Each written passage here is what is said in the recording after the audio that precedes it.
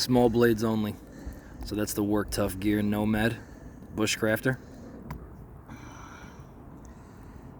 Roland Cutlery, Chuckwalla. Second thinnest knife that I have for bushcraft. That's the Lishen LoveCraft. I call it Cthulhu. You either get it or you don't. Literally thinnest knife that I have. And I'm going to use that bad boy today.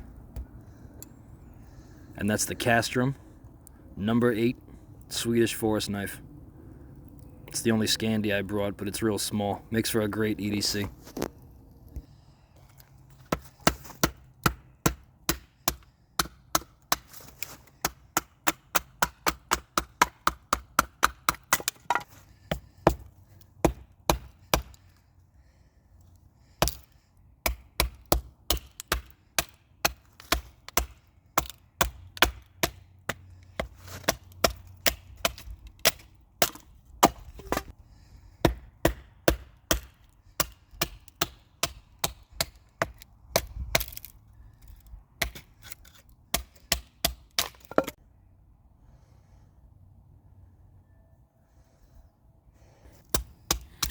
This knife is just so thin.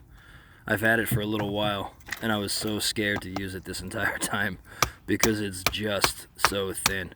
Like, I'm beating on that tip, and as I'm doing it, I'm just thinking, holy cow. But, I mean, as I'm doing it, it also feels like it's just eating this stuff. It's going right through it. I mean, a blade so thin, it's still going to be my last resort for batoning. I'm probably not going to do this a whole lot. But I'll tell you what, it crushed.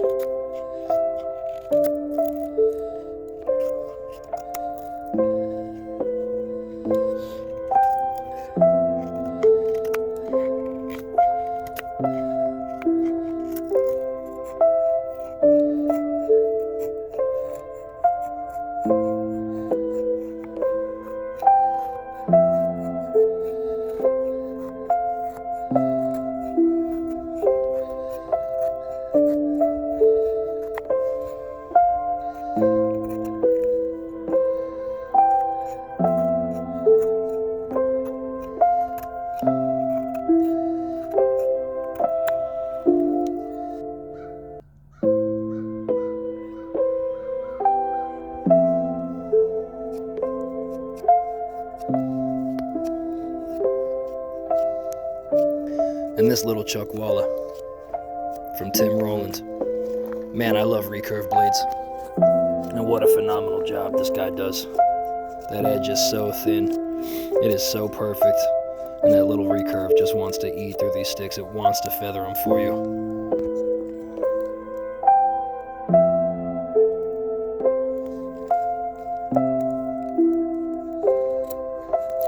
is the Work Tuff Gear Nomad, and this little Bushcrafter is one of my favorite.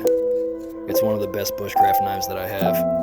It's that K329, so it's stainless. It's got that secondary convex edge, and it just crushes through material. I'd love to get this thing out. I can use it as a hunting knife, but for food, it just does such an awesome job.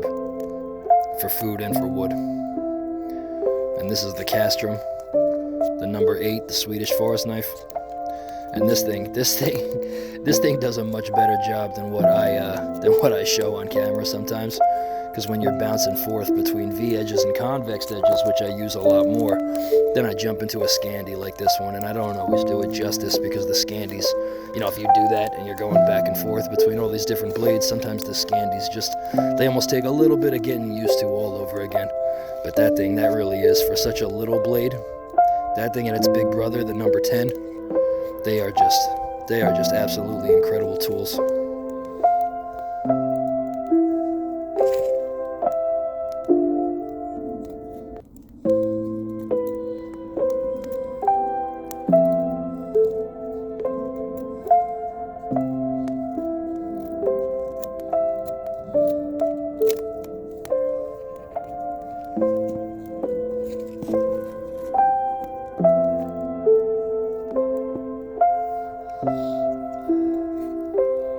And this one from Lishen.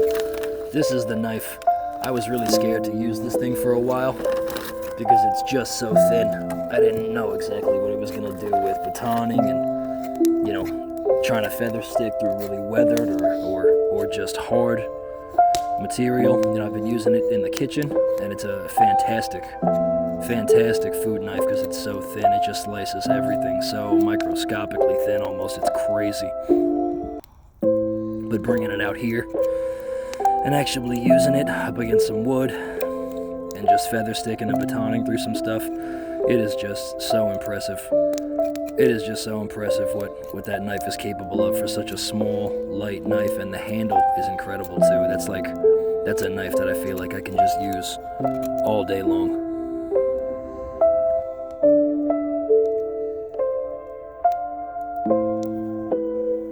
Well, I wanted to use small blades only. I get a fire going, and there it is. Mission accomplished. So now I'm going to sit by this bad boy. It's cold, and I'm going to enjoy the warmth.